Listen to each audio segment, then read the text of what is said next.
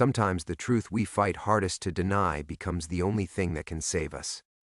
The rain hammered Coral Gables like bullets that July night, turning the manicured streets into rivers of regret. Officer Richard Kane had seen 30 years of Miami's darkness, but nothing had prepared him for the figure that materialized from the storm, moving faster than physics allowed, wearing the face of the world's most famous sprinter.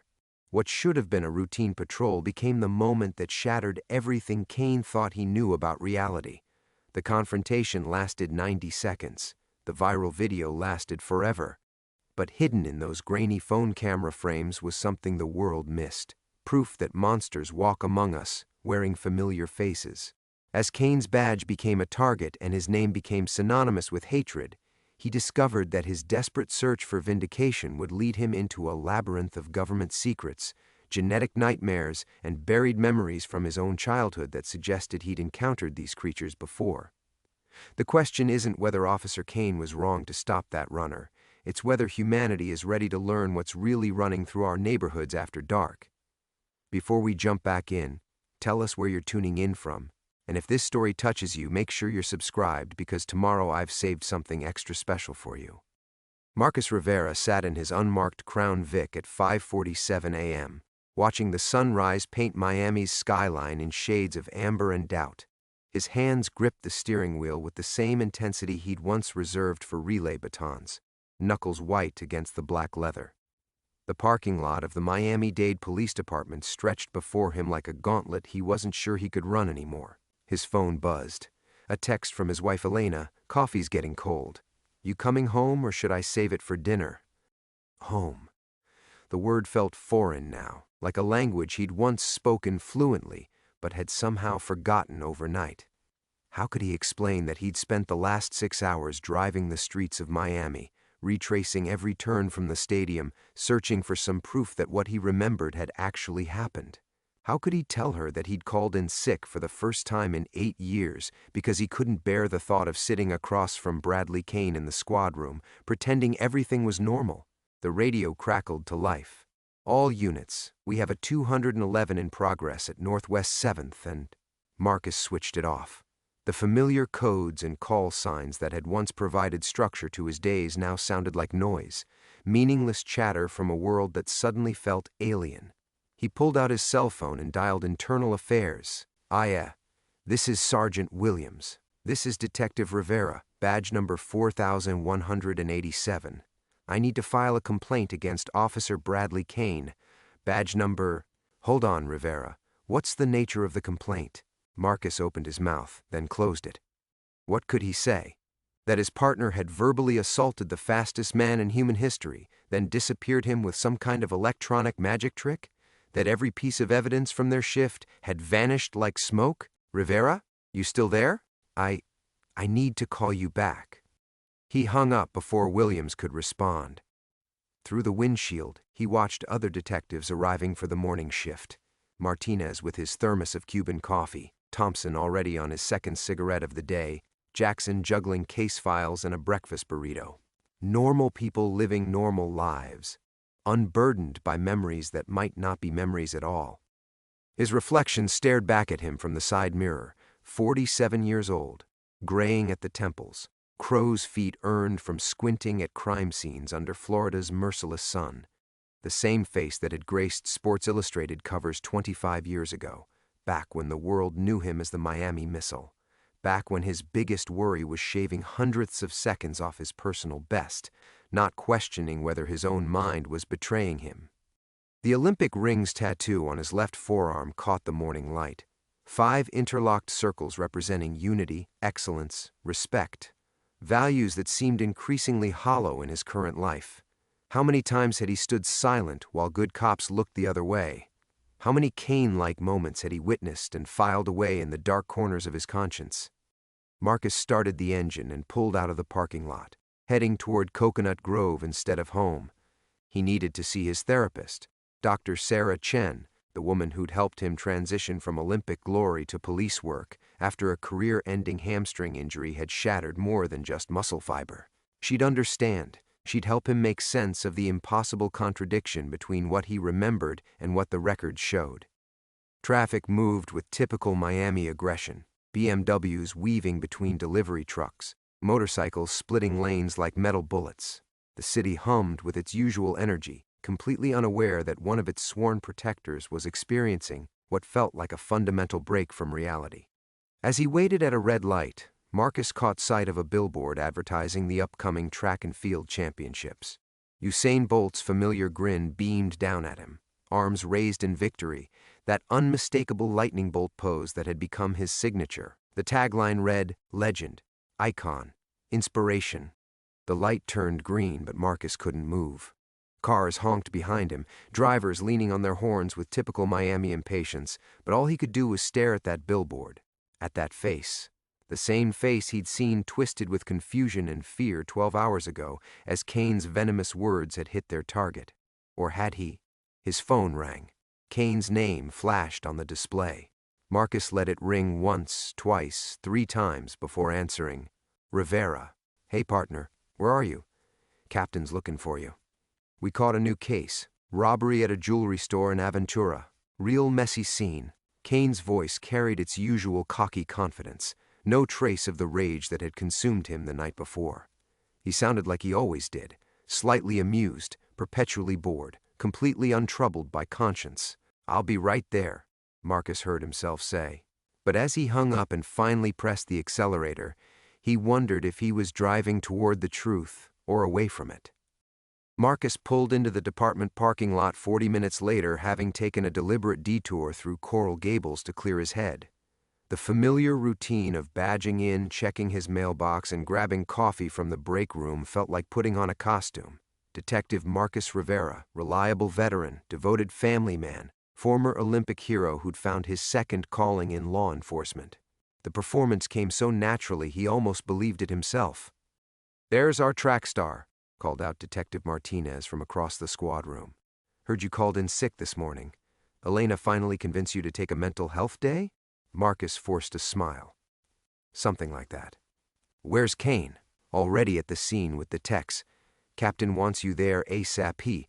Apparently this jewelry store hit is connected to 3 others this month." The drive to Aventura gave Marcus time to study his partner's behavior patterns, searching for tells he might have missed. In their 18 months together, Kane had always been aggressive, quick to escalate situations that called for de-escalation. But Marcus had attributed it to rookie enthusiasm, the kind of overeager policing that experience would temper. He'd seen it before in young officers, all adrenaline and authority, fueled by police academy fantasies and action movie mythology. Now, as he replayed dozens of interactions, Marcus wondered what else he'd been willfully blind to. How many times had Kane's rookie mistakes actually been something darker? The jewelry store sat in a strip mall between a Cuban restaurant and a nail salon, its front windows spiderwebbed with cracks. Crime scene tape fluttered in the humid breeze like yellow prayer flags.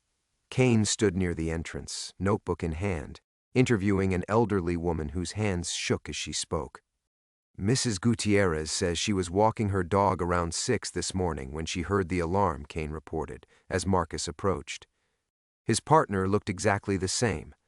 Sandy hair, cropped military short, pale blue eyes that seemed to catalog everything and judge most of it wanting.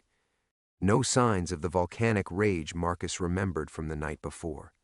3 suspects, all wearing masks, in and out in under 4 minutes.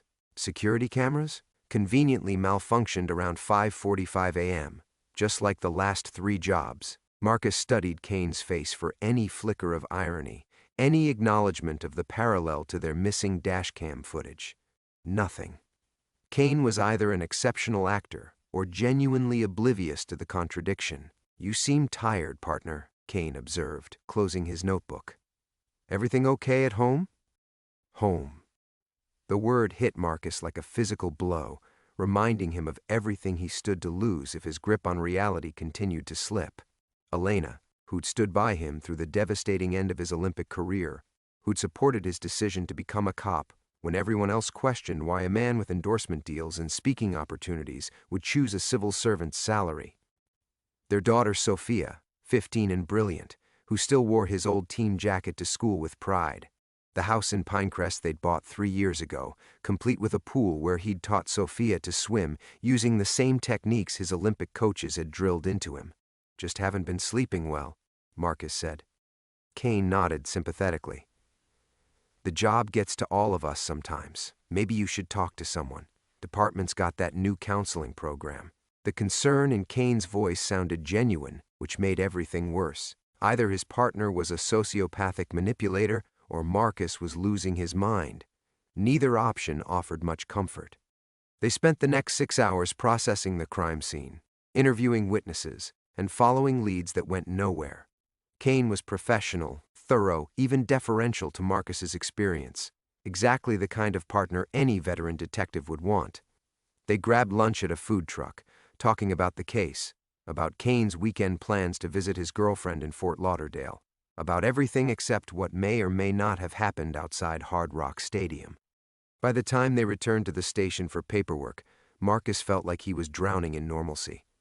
Kane's behavior was so unremarkable, so consistent with their usual dynamic, that the memory of his racist tirade began to feel increasingly surreal.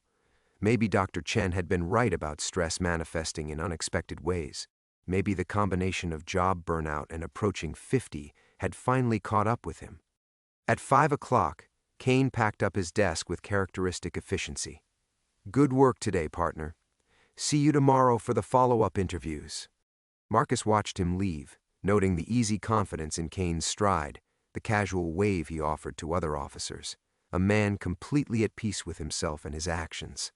As the squad room emptied around him, Marcus remained at his desk, staring at his computer screen where he'd typed and deleted the same internal affairs report 17 times. His phone buzzed. "Elena, dinner in an hour. Sophia made your favorite, arroz con pollo. Don't be late." Marcus saved the empty report file and headed home, wondering if he was protecting his family or lying to them. In the rearview mirror, Usain Bolt's billboard smile followed him through the gathering dusk, a reminder that some truths were too large to disappear, no matter how much evidence suggested otherwise.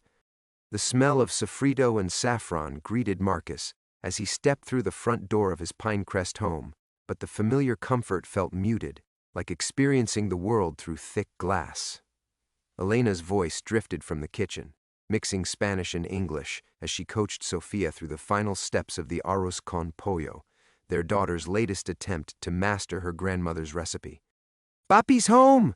Sophia called out, appearing in the doorway with a wooden spoon in one hand and her phone in the other. At 15, she moved through the world with the casual confidence that Marcus remembered from his own youth, before doubt had learned to whisper in his ear. "Wait until you taste this.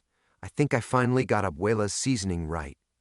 Marcus kissed the top of her head, inhaling the scent of her strawberry shampoo mixed with cumin and garlic. "Smells perfect, mija." But even as he spoke the words, his mind remained trapped in the squad room, cycling through those 17 failed attempts to document what Kane had done. Each deleted draft had felt like another small betrayal, of Usain Bolt, of his own integrity, of everything he'd once believed about justice and truth. Elena emerged from the kitchen, wiping her hands on a dish towel that read "World's Greatest Dad," a Father's Day gift from Sophia 3 years ago. His wife's dark eyes studied his face with the intensity she usually reserved for her nursing shifts at Jackson Memorial. After 22 years of marriage, she could read his moods like weather patterns. "You look like you've seen a ghost," she said, reaching up to touch his forehead. "Are you feeling okay? You never call in sick." The concern in her voice made his chest tighten. How could he explain that he might actually prefer encountering a ghost to facing the possibility that his own memory was betraying him? Ghosts at least implied that something real had once existed. Just a long day. New case. Sophia's phone buzzed with a notification, and she glanced down at the screen. "Oh my God, Dad, did you see this?" She held up her phone, showing a grainy video that had been posted to TikTok 3 hours ago. The caption read, "Police brutality at Hard Rock Stadium? This is messed up. #Justice for Usain Police Brutality Miami PD." Marcus felt the world tilt sideways. The video was dark, shot from a distance, but he could make out the unmistakable silhouette of a police cruiser, 2 figures in uniform, and a tall man with his hands raised. The audio was mostly traffic noise and wind, but underneath it, Marcus could hear the ghost of raised voices. "Someone posted this anonymously," Sophia continued, her voice carrying the righteous indignation that teenagers wielded like a sword. "They're saying it happened last night after the exhibition race. People are already sharing it. It's got like 50,000 views." Elena moved closer, squinting at the small screen. You can barely see anything. Could be anyone. But Marcus could see everything with perfect clarity. The angle of Kane's shoulders as he leaned forward aggressively. The defensive posture of the man being confronted. The way the second officer, himself, had stepped between them. It was all there, captured in pixels and uploaded to the digital ether where it could never truly be deleted. "The comments are insane," Sophia said, scrolling through the responses. "Half the people are saying it's fake, the other half are calling for an investigation. Someone even claimed they recognized Usain Bolt's car." Marcus's phone buzzed. A text from an unknown number: "We need to talk. Bayfront Park, midnight, come alone, Ub." The letters seemed to burn themselves into his retinas. Usain Bolt. "Dad, you okay?" Sophia was staring at him with concern. "You look like you're going to throw up." Elena took the phone from their daughter's hands. "Enough doom scrolling for tonight. Dinner's ready." As they gathered around the dining room table, the same table where they'd celebrated Sophia's quinceañera, where Marcus had studied for his detective's exam, where they'd planned family vacations to Disney World and the Keys, Marcus felt like he was watching his life from outside his own body.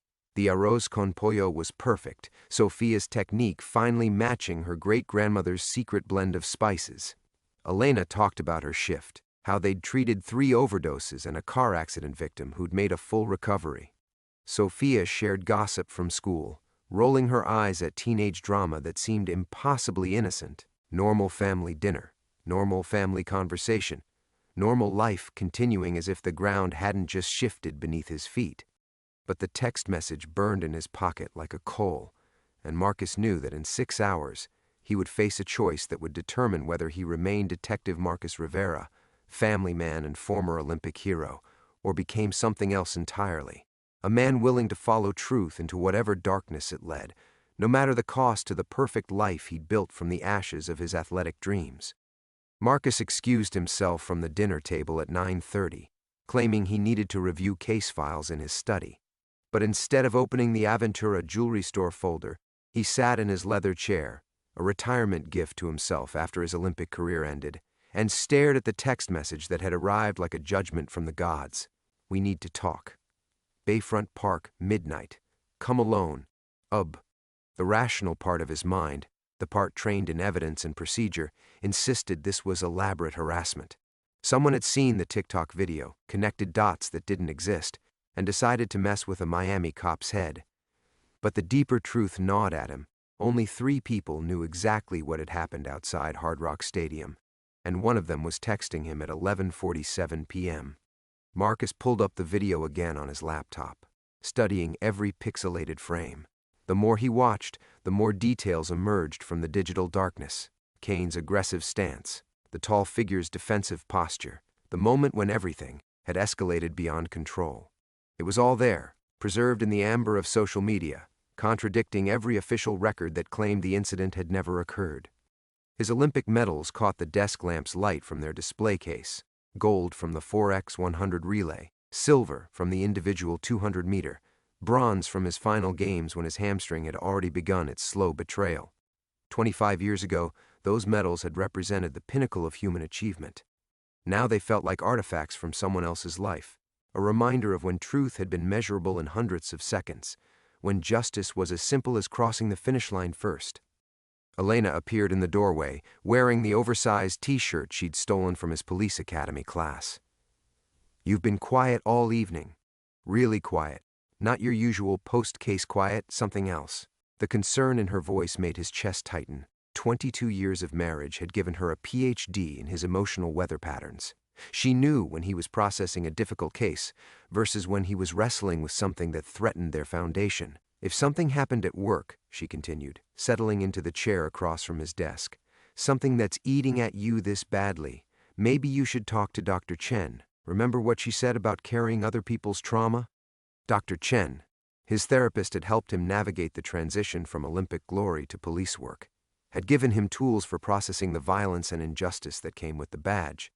But how could he explain that the trauma might be his own creation, that his mind might be manufacturing racial incidents that never happened?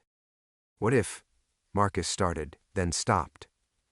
The question felt too dangerous to voice, but Elena's patient expression encouraged him to continue. What if you remembered something happening, remembered it clearly, but there was no evidence it ever occurred? What would that mean? Elena tilted her head, studying him with the same intensity she brought to triaging emergency room patients. Are we talking about a case? A witness with memory issues? Hypothetically. Well, hypothetically, memory is unreliable even under the best circumstances.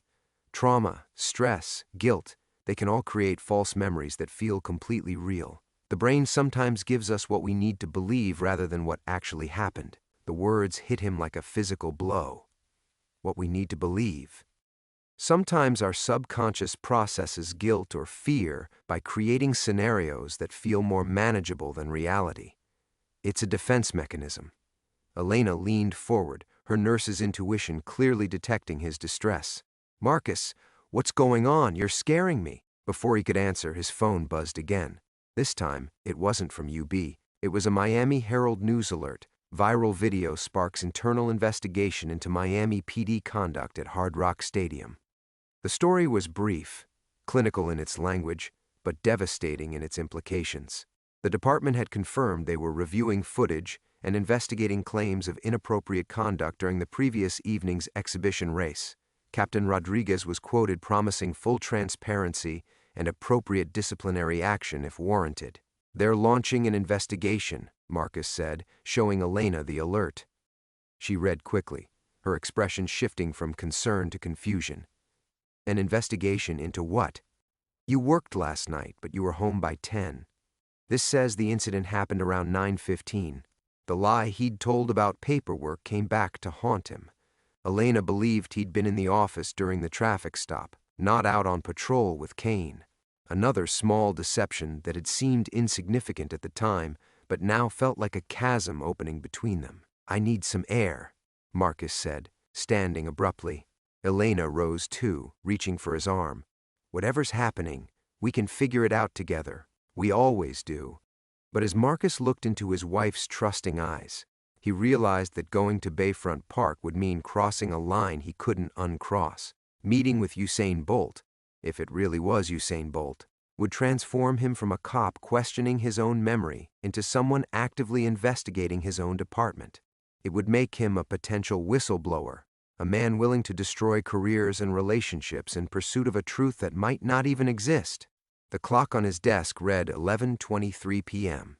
In 37 minutes, he would either drive to the park and shatter his carefully constructed life, or stay home and live forever with the weight of unanswered questions. Marcus kissed Elena's forehead, inhaling her familiar lavender scent one last time. I'll be back soon. Where are you going? Her voice carried the edge of a woman who'd learned to read between the lines of her husband's carefully chosen words. Just need to drive. Clear my head. The lie tasted bitter on his tongue, but the truth would have been worse. I'm going to meet a man who may or may not exist to discuss an incident that may or may not have happened. The kind of statement that ended marriages and careers in equal measure. Marcus grabbed his keys from the kitchen counter, noting how Sophia had left her chemistry homework spread across the breakfast bar, formulas and equations that followed immutable laws, where 2 + 2 always equaled 4. He envied his daughter's world of certainties, where truth could be verified through reproducible experiments rather than buried beneath layers of institutional silence and personal doubt. The garage door rumbled open, revealing his silver Camry under the fluorescent light. As he backed out of the driveway, Marcus caught a glimpse of Elena watching from their bedroom window, her silhouette framed by the curtains they'd chosen together at Home Goods 3 summers ago. The sight of her standing there, loyal and trusting, almost made him pull back into the garage and confess everything. But the weight of unanswered questions pressed down on him like water, and Marcus found himself driving toward downtown Miami, each mile marker a countdown to a truth he wasn't sure he wanted to discover. The traffic was light for a weeknight, mostly service workers heading home from restaurant shifts and young professionals returning from South Beach. Marcus had driven these streets thousands of times in his police cruiser, but tonight they felt foreign, as if the city itself had shifted while he wasn't paying attention. Construction barriers appeared where he didn't remember them. Billboards advertised products he'd never seen.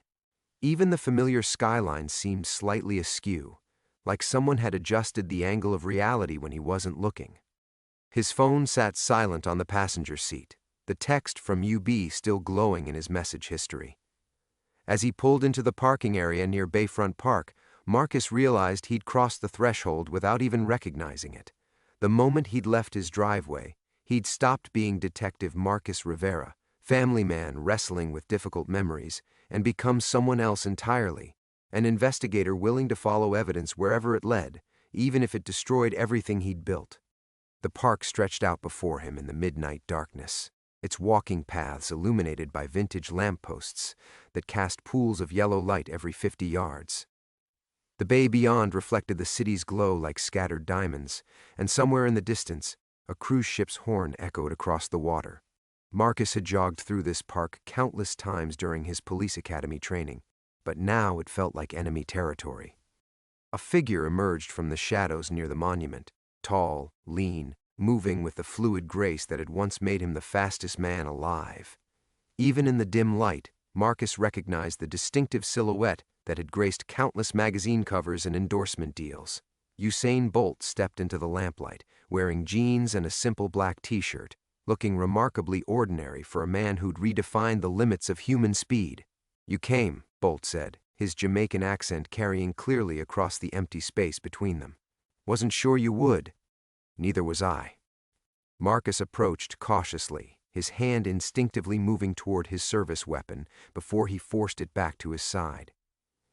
"How do I know you're really—" Bolt smiled, the same megawatt grin that had charmed Olympic crowds and television audiences worldwide. "You want me to run around the park, show you my medals?" His expression sobered. "We both know what happened last night. Your partner's camera malfunction wasn't an accident." The words hit Marcus like a physical blow. "The department says there's no record."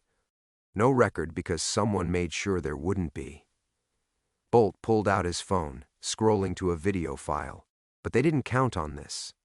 The screen showed a clear view of the traffic stop, much clearer than the grainy TikTok footage. Kane's face was visible as he leaned into Bolt's window, his mouth forming words that made the Olympic champion recoil.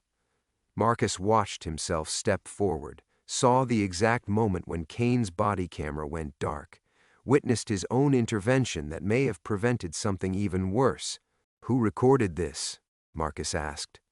"Someone who's been watching your partner for a long time. Someone who knows he's not the only one."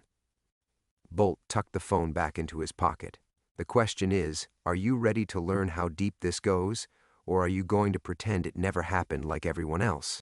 Marcus stared out at the dark water, knowing that whatever came next would require him to choose between the comfortable lies that preserved his world and the dangerous truths that might destroy it. Behind him lay his family, his career, everything he'd worked to build. Ahead lay only questions that might have no answers.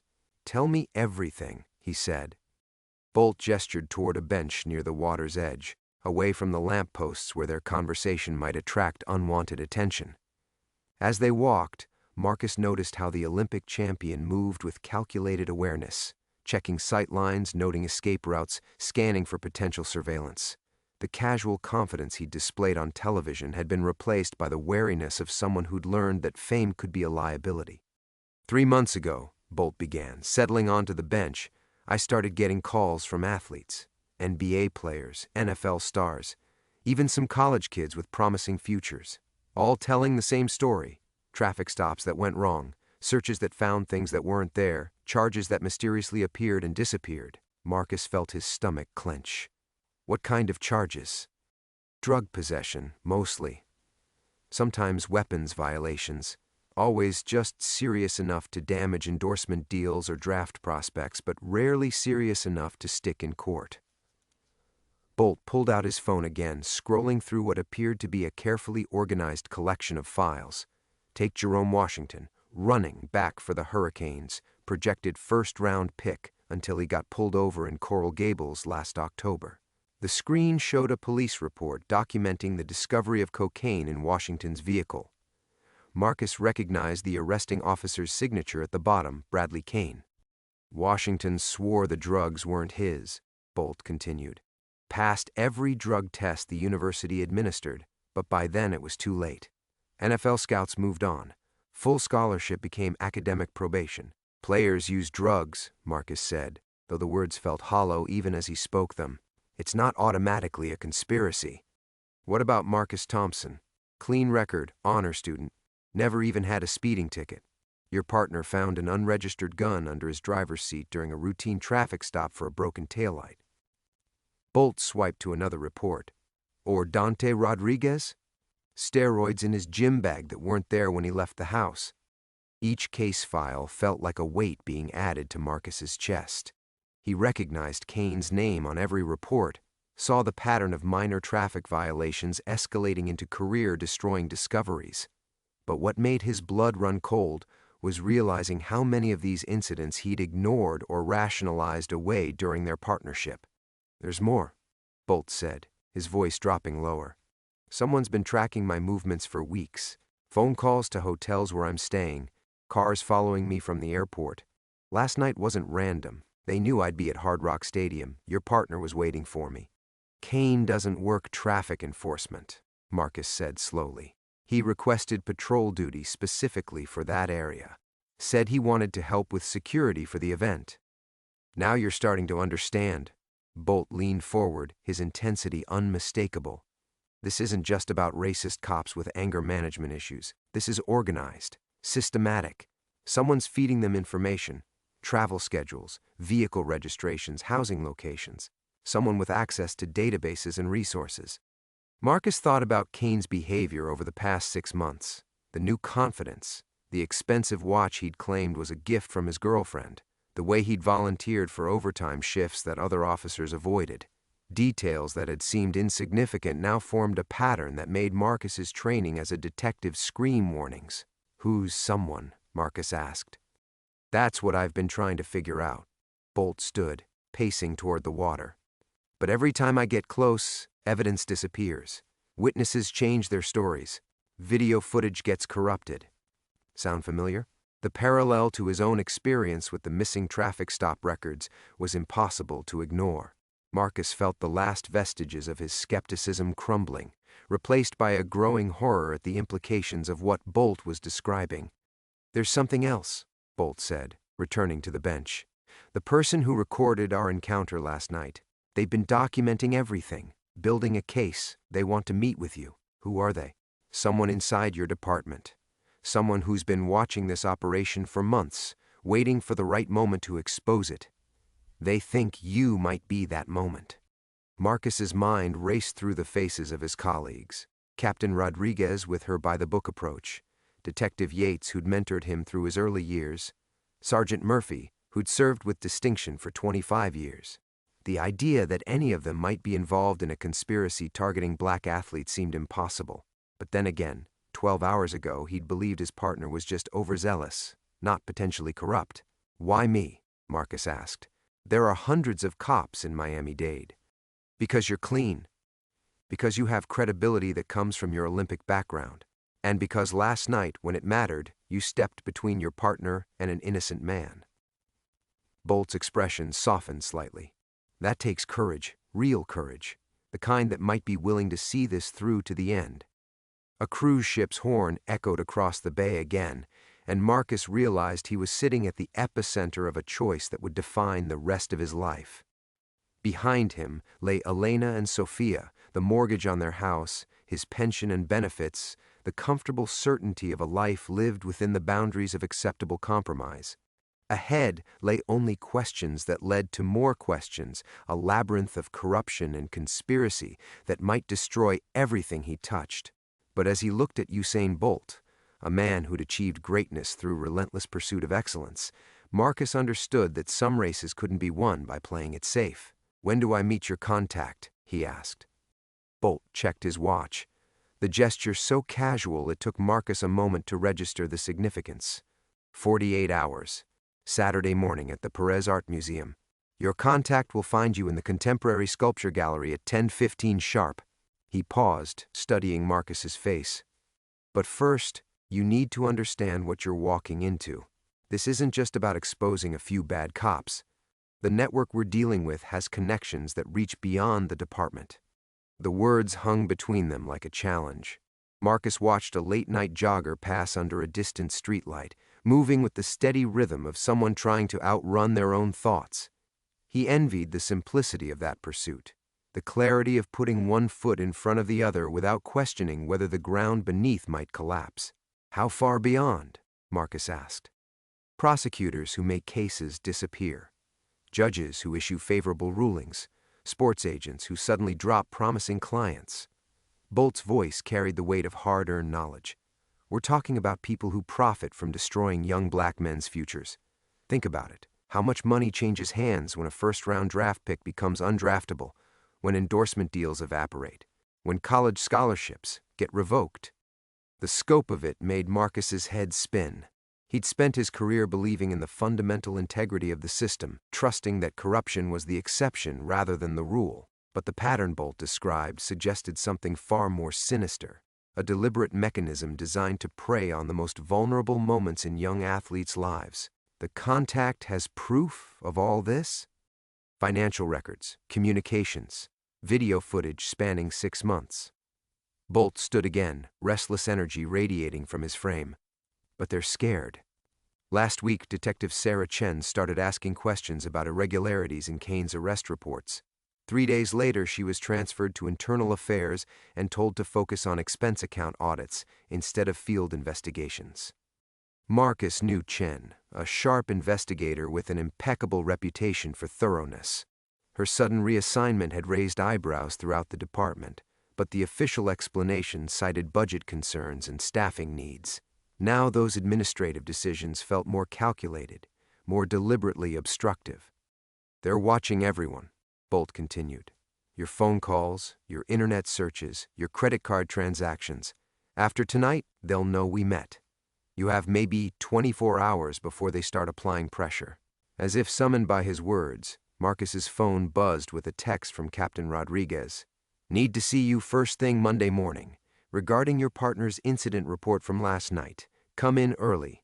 The timing felt like more than coincidence. Marcus stared at the message, realizing that his simple act of questioning Kane's version of events had already marked him as a potential problem. In the space of one conversation, he'd gone from loyal police officer to surveillance target. What kind of pressure? He asked. Depends on what they think you know. Could be a new assignment that takes you away from Kane. Could be questions about your own conduct. Maybe someone remembers a case where you bent the rules, evidence that didn't get properly logged, testimony that wasn't entirely accurate. Bolt's expression was grim. Everyone has vulnerabilities. These people are experts at finding them. Marcus felt his chest tighten as he thought about the dozens of small compromises every cop made, the traffic stops that went unrecorded, the suspects who resisted just a little more in the official report, the evidence that got processed just slightly out of protocol. None of it serious enough to matter individually, but collectively forming a web of potential accusations that could destroy a career. There's something else you need to know, Bolt said, his voice dropping to barely above a whisper. Your partner isn't just targeting athletes randomly. Someone's feeding him intelligence about who to stop, when and where they'll be most vulnerable. Travel schedules, practice times, personal information that isn't public record. The implication hit Marcus like a physical blow. Someone with access to database queries, hotel reservations, private security details, flight manifests. Bolt nodded grimly. This operation has inside information that could only come from law enforcement, maybe federal law enforcement. Which means when you walk into that museum Saturday morning, you won't just be exposing local corruption. You'll be threatening something much bigger. A police siren wailed somewhere in the distance, growing closer before fading into the city's ambient noise. Marcus found himself calculating escape routes, wondering if their conversation had already been monitored, if units were converging on their location. The paranoia felt foreign but necessary, a new way of thinking that his old life couldn't accommodate. "Why should I trust any of this?" Marcus asked, though he already knew the answer. "How do I know this isn't some elaborate setup?" Bolt smiled sadly. "Because 12 hours ago, you trusted your partner. You trusted your department. You trusted the system that trained you and promoted you and gave you a badge." He gestured toward the city skyline, where police helicopters circled like mechanical vultures. "How's that working out for you?" The question lingered in the salt air between them, demanding an honesty that Marcus wasn't sure he could provide. Marcus stared at the city lights reflecting off the dark water, Bolt's question echoing in his mind like an accusation. The comfortable certainties that had anchored his life for 15 years, badge, oath, brotherhood, now felt as insubstantial as the wavering reflections on the bay's surface. "Saturday morning," Marcus said finally. "Perez Art Museum, 10:15. Bolt nodded, then pulled a small device from his pocket, a basic flip phone that looked like it belonged in 2005. "Burner phone. The contact will reach you tomorrow night with final instructions. Don't use your personal cell for anything related to this from now on." As Marcus pocketed the phone, his regular cell buzzed again. This time it was Elena, Sophia's, asking when Daddy's coming home. "Everything okay?" The normalcy of the message felt like a knife twist. 12 hours ago, his biggest concern had been whether Sophia had finished her math homework. Now he was carrying a burner phone and planning clandestine meetings with federal implications. The distance between those two realities seemed unbridgeable. "I need to go," Marcus said, standing. But as he turned toward the parking area, Bolt's voice stopped him. "Detective Rivera." Marcus looked back to see the Olympic champion silhouetted against the city lights. No longer the confident superstar from magazine covers, but someone who understood the weight of standing alone against impossible odds. "Whatever you decide to do," Bolt said, "remember that those young men whose careers got destroyed, they trusted the system too, right up until it failed them." The drive home passed in a blur of second-guessing and growing dread. Every police cruiser Marcus passed felt like a potential threat, every traffic light an opportunity for surveillance, every turn a chance to discover he was being followed. By the time he pulled into his driveway, paranoia had become his new default setting. The house was dark except for the porch light Elena always left burning. Marcus sat in his car for several minutes, studying the familiar windows and landscaping, trying to memorize details he'd never noticed before. If everything went wrong, if the conspiracy Bolt described was real and Marcus became a target, this might be the last time he saw his home as a sanctuary rather than a liability. Inside, he found Elena asleep on the couch, with a legal brief spread across her chest, reading glasses still perched on her nose. Sophia's backpack sat by the door, homework presumably completed. The domestic tranquility felt precious and fragile, like something that could shatter at the slightest wrong move. Marcus gently woke Elena, helping her gather her papers as they headed upstairs together. "Long night," she murmured against his shoulder. "Everything okay with the case?"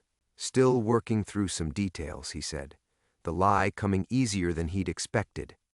But as Elena drifted back to sleep beside him, Marcus stared at the ceiling and felt the full weight of what he was contemplating.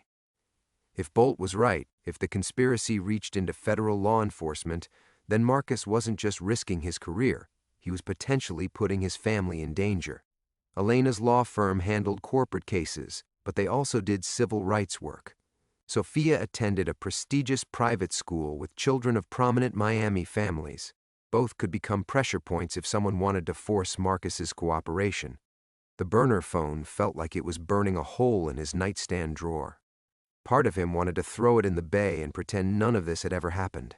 Return to his partnership with Kane, file his reports, work his cases, and trust that the system would eventually self-correct. It was the safe choice, the rational choice. But Jerome Washington's face kept appearing in his mind, a young man whose future had been destroyed by a traffic stop that followed the exact same pattern as Bolt's encounter with Kane. How many others had there been? How many more would there be if Marcus chose silence over action?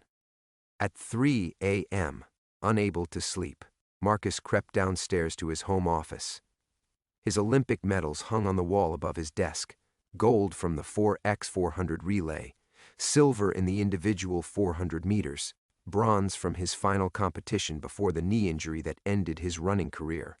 He'd earned those medals by refusing to accept limitations, by pushing through pain and doubt and the voice that whispered he wasn't good enough. Now that same voice was telling him to walk away, to let someone else fight this battle. But as he stared at the medals, Marcus realized that everything he'd learned about courage and perseverance had been preparing him for this moment. Not the glory of Olympic competition, but the lonely choice to stand up when standing up meant losing everything. His phone buzzed with another text from Captain Rodriguez. Actually, come in Sunday instead of Monday. Need to discuss your future with the department. The message arrived at 3:17 a.m. Too late to be casual, too early to be an afterthought. Marcus understood with crystalline clarity that the machine Bolt had described was already turning, already applying pressure, already forcing him toward a choice he could no longer avoid. The ordeal had begun, the dark moment. Marcus stared at the message until the screen went dark, then lit it again, reading Rodriguez's words over and over as if repetition might change their meaning. Sunday, that was in 4 hours.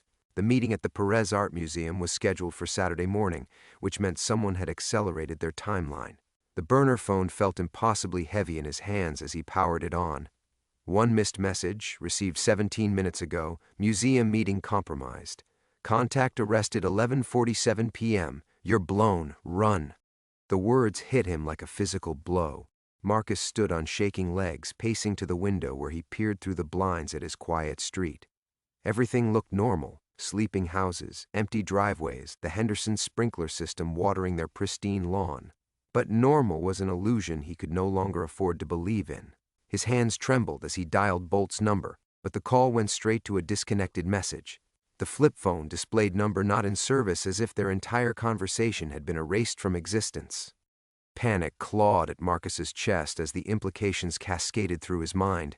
If the contact had been arrested, if the meeting was compromised, then everything Bolt had shown him, the files, the evidence, the proof of systematic corruption, was either destroyed or in the hands of the very people they'd been trying to expose. He crept upstairs to check on his family, finding Elena still asleep, her breathing steady and peaceful. Sophia's room was exactly as she'd left it. Homework on her desk, track medals hanging from her bulletin board, dreams intact. The normalcy felt like a mockery of everything falling apart around them. Back in his office, Marcus tried to think strategically, to approach this like any other investigation. But every potential move seemed blocked. He couldn't go to internal affairs. Chen's transfer proved they were compromised.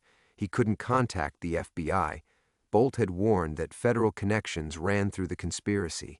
He couldn't even trust his own department's communication systems. The realization hit him with sickening clarity. He was completely alone. Marcus pulled his service weapon from its lockbox, checking the magazine with muscle memory while his mind raced through impossible scenarios. What was Rodriguez planning to discuss about his future? Had they found evidence linking him to Bolt? Had Kane reported their growing tension as suspicious behavior?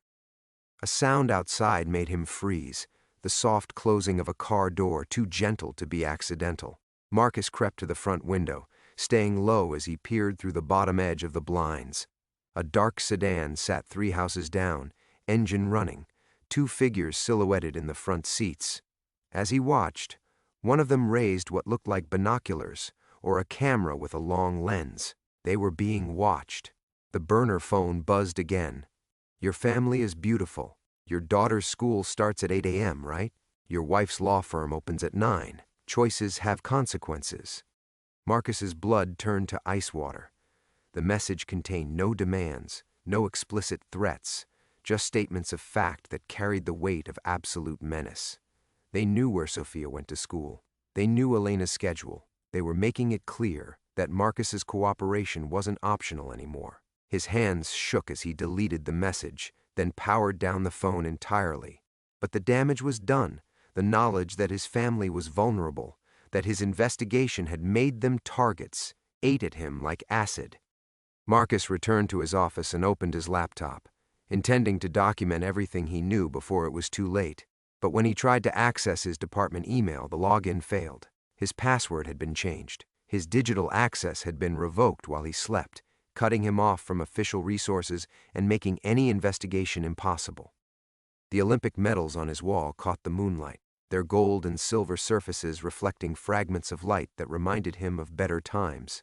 Moments when courage meant pushing through physical pain, when victory was measured in hundredths of seconds, when the rules were clear and winning was possible. Now courage meant something infinitely more complex and terrifying. It meant acknowledging that the system he'd served faithfully for 15 years was fundamentally broken, that his badge and oath meant nothing to people who could destroy careers and lives with a few keystrokes and phone calls. Marcus sank into his desk chair, overwhelmed by the magnitude of what he was facing. The contact was arrested, the evidence was gone, his access was revoked, his family was threatened, every avenue of investigation had been sealed off, every potential ally compromised or eliminated. The burner phone sat silent on his desk like a judge's gavel, final and unforgiving. In 6 hours, he would sit across from Captain Rodriguez and learn exactly how thoroughly his life had been dismantled. Everything he'd worked for, everything he'd built, everything he'd believed in was slipping away into darkness. For the first time since this ordeal began, Marcus understood with crystalline clarity that he might not just lose his job, he might lose everything. Outside, the surveillance car's engine hummed like a predator's purr, patient and relentless. The race was over before it had truly begun.